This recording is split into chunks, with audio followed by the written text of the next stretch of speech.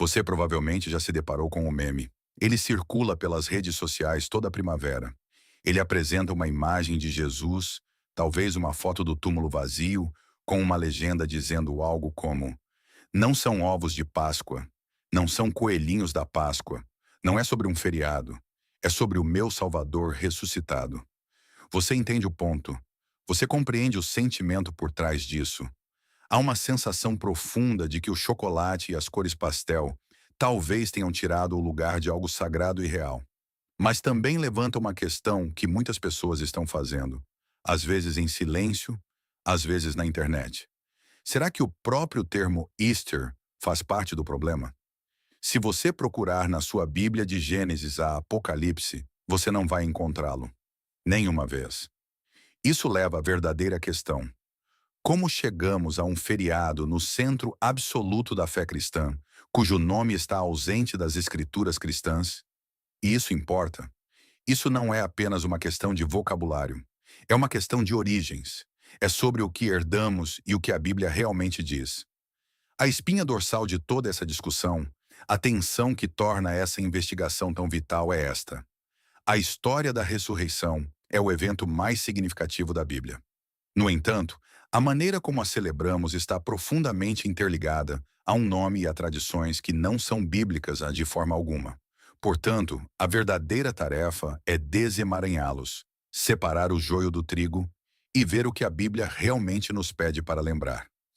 Para encontrar a resposta, você deve começar com um único versículo, um tanto controverso na versão King James da Bíblia. Por séculos, esta foi a única grande tradução inglesa. Em Atos capítulo 12, versículo 4, diz algo surpreendente. O contexto é que o rei Herodes prendeu o apóstolo Pedro e está planejando executá-lo para agradar os líderes religiosos. O versículo diz: E, havendo-o prendido, meteu-o na prisão e entregou-o a 4 quaternios de soldados para o guardarem, pretendendo, depois da Easter, apresentá-lo ao povo. Aí está. A única vez que a palavra Easter aparece em qualquer Bíblia inglesa mainstream. Por anos as pessoas apontaram para isso como a âncora bíblica para o feriado. Mas aqui está o problema. A palavra grega original que os tradutores da King James traduziram como Easter é a palavra Pascha.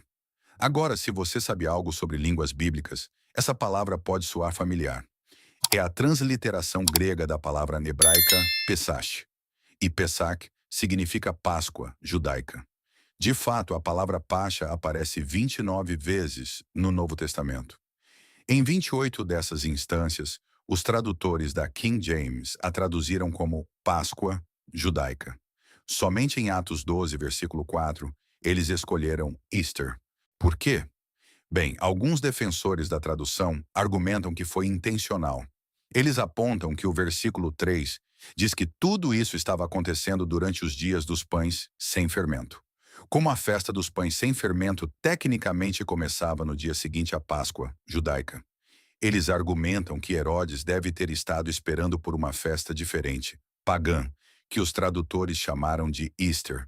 No entanto, a grande maioria dos estudiosos modernos e praticamente todas as traduções modernas da NKJV, a NVI e a ESV veem isso como um erro de tradução direto. Eles traduzem a palavra em Atos 12, versículo 4, como Páscoa judaica, assim como em todos os outros lugares. A verdade simples é que o evento bíblico que corresponde à ressurreição não é uma festa chamada Easter, é a Páscoa judaica.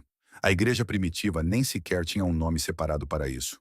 Para eles, a comemoração da morte e ressurreição de Jesus era simplesmente o cumprimento cristão da Páscoa judaica.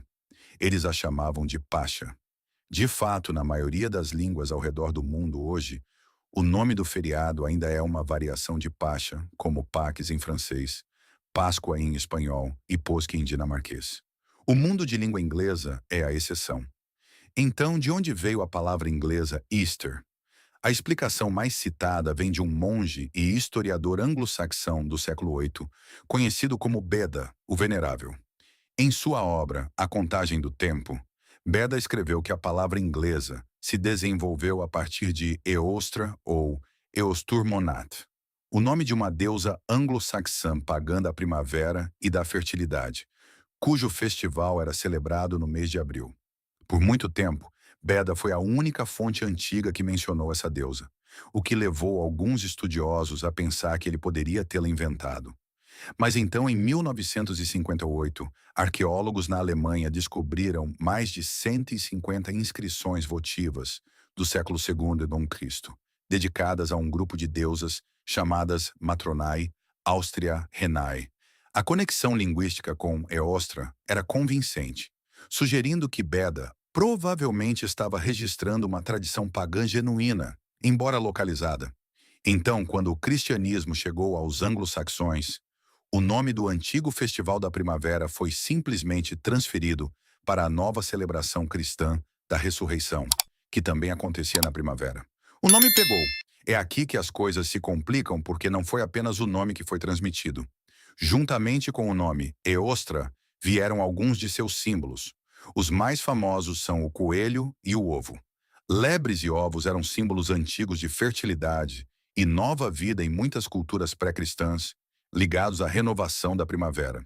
A conexão com Eostra é um pouco obscura, principalmente baseada em folclore, mas a associação desses símbolos com festivais de primavera é inegável.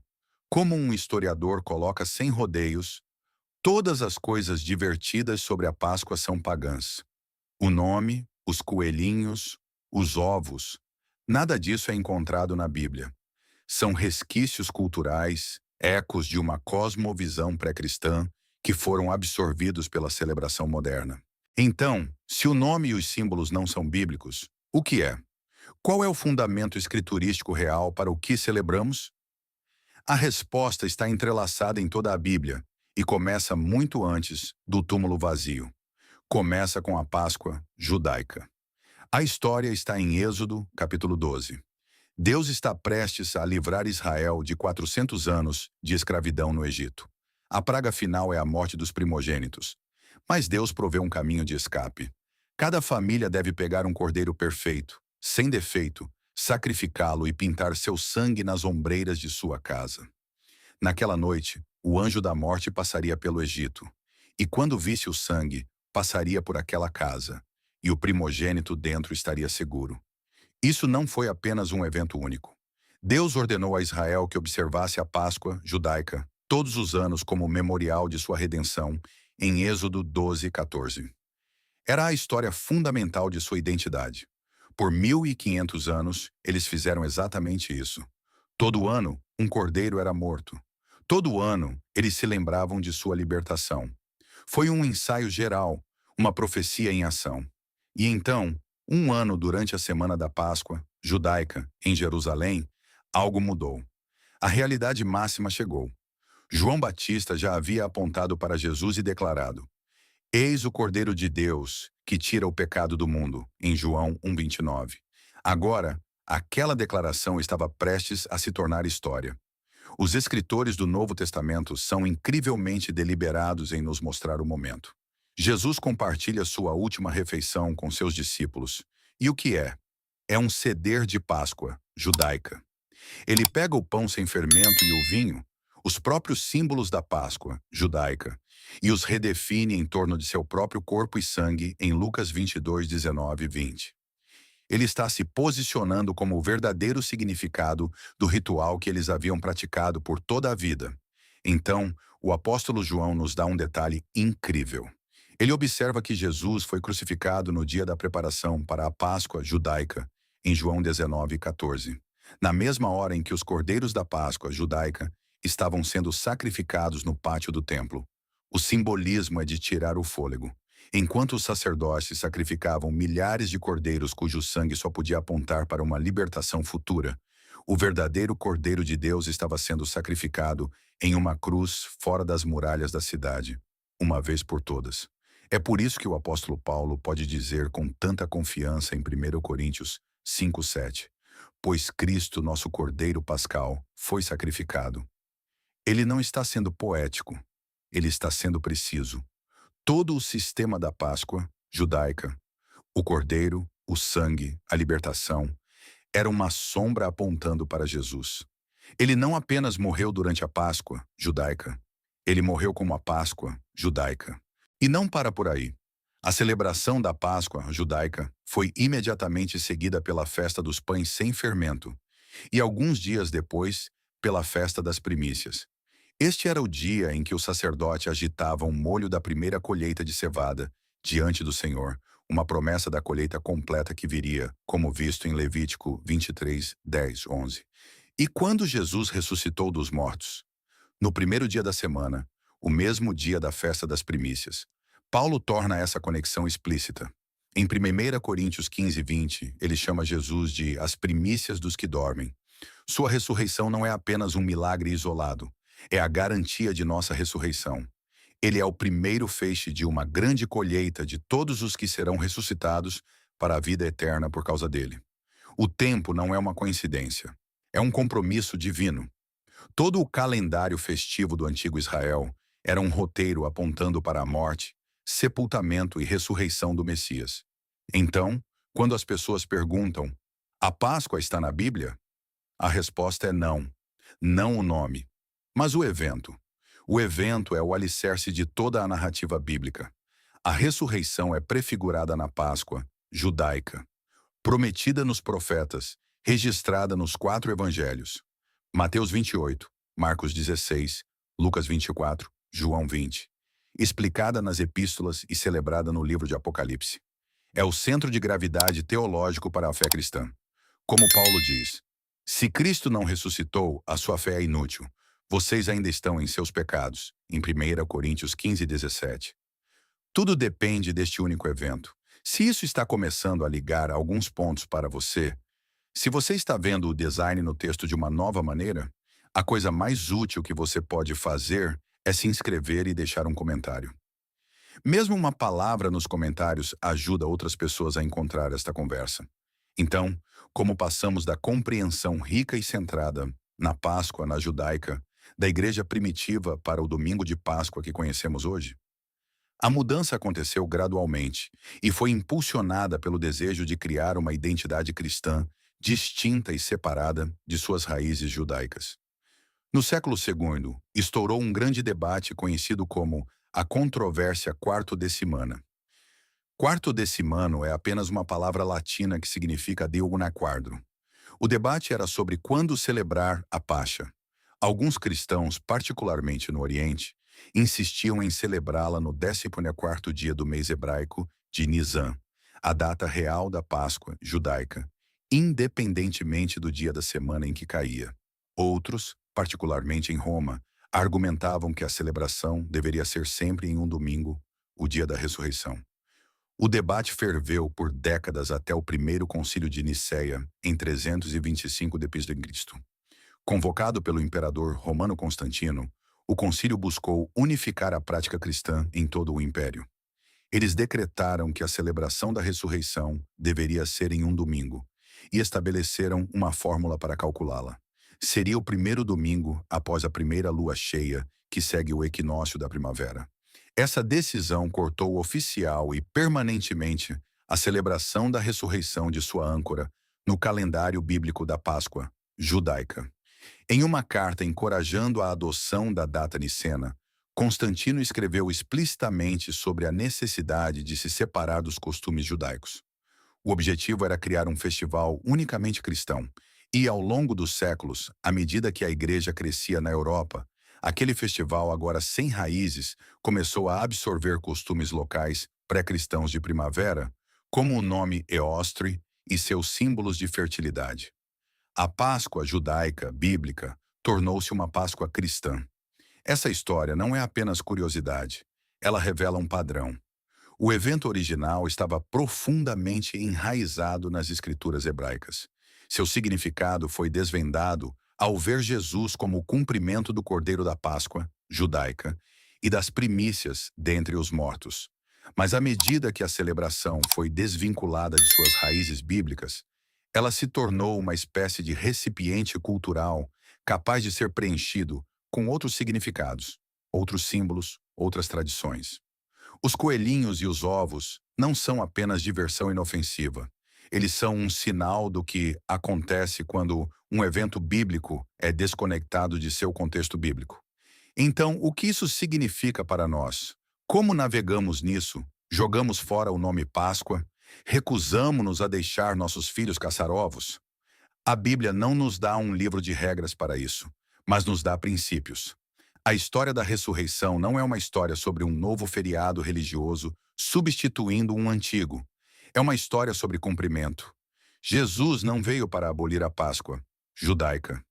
Ele veio para preenchê-la com seu significado máximo.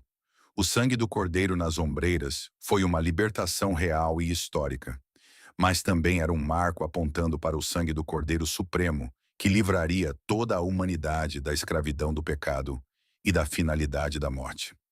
A recompensa teológica aqui é profunda. Quando vemos a ressurreição através da lente da Páscoa judaica, tudo muda. Não é mais apenas um único evento milagroso que aconteceu em um domingo há 2000 anos. Torna-se o clímax de uma história que Deus vinha contando há séculos. É o momento em que todas as sombras dão lugar à substância, quando todas as promessas encontram seu sim em Cristo, conforme declarado em 2 Coríntios 1:20. Conecta o Cordeiro do Êxodo com o Cordeiro no trono em Apocalipse. Essa compreensão também resgata o evento de ser apenas uma história sobre nossa salvação pessoal e o reformula como uma história sobre redenção cósmica. A Páscoa judaica era sobre Deus libertando uma nação de um império maligno. A ressurreição é sobre Deus libertando a humanidade do império do pecado e da própria morte. É um ato de nova criação. Assim como Deus trouxe ordem do caos em Gênesis 1, naquela manhã de domingo, ele trouxe vida do túmulo, inaugurando uma nova criação que um dia abrangerá um novo céu e uma nova terra. Esta é a imagem bíblica. É maior, mais profunda e mais conectada do que um simples feriado chamado Páscoa. A resposta da Bíblia à nossa pergunta não é nos dar um novo nome para um festival. É nos convidar para uma história. Uma história que começa com o povo resgatado no Egito e culmina em um Salvador ressuscitado em um jardim. O princípio bíblico não é sobre como você chama o dia, mas sobre o que você lembra naquele dia. E o que a Bíblia nos pede para lembrar é a Pascha, a Páscoa judaica. O momento em que a morte passou por nós, porque o Cordeiro de Deus estava em nosso lugar. É um pouco como encontrar uma linda e antiga fotografia de um ente querido. Imagine que por anos você a manteve em uma moldura de plástico barata que você comprou em uma loja de descontos. A moldura é colorida, talvez um pouco vistosa. Não combina muito com a foto, mas é a moldura que você sempre teve. Um dia, alguém que conhecia seu ente querido, a vê, eles te dizem: sabe, a pessoa nessa foto era um marceneiro especialista. Eles realmente construíram uma moldura personalizada para esta foto, esculpida em um pedaço de madeira da casa da infância deles. Está guardada em uma caixa velha no sótão. Então você vai e a encontra. Você atira o pó. A moldura é simples, elegante e cheia de significado. Cada entalhe conta uma parte da história. Quando você tira a foto da moldura de plástico barata e a coloca naquela que foi feita para ela, a foto não muda. Mas como você a vê, muda completamente. Você a vê em seu contexto apropriado. Você entende suas origens, sua história, sua verdadeira profundidade. A moldura de plástico vistosa não era má, mas era uma distração. Impedia você de apreciar a história completa. A moldura original, o contexto bíblico da Páscoa judaica, não muda a ressurreição, mas nos permite vê-la pelo que ela realmente é, a obra-prima no centro da história redentora de Deus. O que fazemos com isso? Como a compreensão das raízes da Páscoa judaica, da ressurreição, muda alguma coisa? Primeiro, ela nos convida a ancorar nossa esperança na história completa da Escritura. A ressurreição não é uma ideia do Novo Testamento que surgiu de repente. É o cumprimento de uma promessa tecida ao longo do Antigo Testamento. Quando falamos sobre a ressurreição, vamos falar sobre Êxodo 12. Vamos falar sobre o Cordeiro da Páscoa judaica. Vamos falar sobre a festa das primícias. Ao conectar o evento às suas raízes proféticas, o fundamentamos na narrativa unificada da Bíblia. Isso mostra aos nossos amigos e familiares que nossa esperança não se baseia em um único milagre isolado, mas em um Deus que cumpre suas promessas ao longo dos milênios. E há algo mais aqui, algo sobre onde colocamos nosso foco. Muito da celebração moderna da Páscoa, mesmo na igreja, é focada no túmulo vazio. E essa é uma verdade gloriosa e essencial. Mas a ênfase bíblica, particularmente no livro de Hebreus, não é apenas em um túmulo vazio, mas em um trono ocupado. Hebreus nos diz que depois que Jesus ressuscitou, ele ascendeu ao céu e começou seu trabalho como nosso sumo sacerdote no santuário celestial. Seu trabalho não terminou na cruz ou no túmulo vazio. Ele continua hoje. Ele está intercedendo por nós, mediando por nós, aplicando os benefícios de seu sacrifício em nossas vidas. Quando celebramos a ressurreição, não estamos apenas celebrando um evento passado, mas uma realidade presente. Temos um Salvador vivo que está trabalhando ativamente em nosso favor. Mas talvez a parte que mais me acompanha é o chamado para vivermos como pessoas do novo Êxodo. A primeira Páscoa judaica marcou o início de uma jornada da escravidão para a Terra Prometida. Nossa Páscoa judaica, a ressurreição de Jesus também marca o início de uma jornada. Somos redimidos da escravidão do pecado e somos agora peregrinos em nosso caminho para a terra prometida da nova terra. Isso significa que a ressurreição não é apenas um fato a ser acreditado, é uma realidade a ser vivida. É um chamado para andarmos em novidade de vida, em Romanos 6,4, para deixarmos para trás os velhos caminhos do Egito e para vivermos como cidadãos do reino que Jesus inaugurou naquela manhã de domingo. A questão nunca foi realmente sobre a palavra Easter, é sobre a história que estamos contando. Por séculos, o mundo de língua inglesa contou uma história nomeada após uma deusa do amanhecer, decorada com símbolos de fertilidade primaveril. É uma história que se tornou desvinculada de suas amarras bíblicas. Mas a Bíblia conta uma história diferente. É uma história de Páscoa judaica, uma história de Páscha, é uma história de um cordeiro cujo sangue salva, uma história de libertação do império final da morte, uma história das primícias de uma nova criação. Não vem com coelhinhos e ovos, vem com pão sem fermento e um cálice de vinho. Vem com a promessa de que, porque ele vive, nós também viveremos. Essa é a história que a Bíblia conta. E é uma história que não precisa de um nome pagão para lhe dar poder. Seu poder vem do túmulo vazio e do rei ressuscitado. Se este estudo significou algo para você, a melhor maneira absoluta de você apoiar o que estamos fazendo é se inscrever, deixar um comentário. Pode ser apenas uma palavra. E compartilhar isso com alguém que você acha que precisa ouvir. É assim que as pessoas realmente encontram este conteúdo.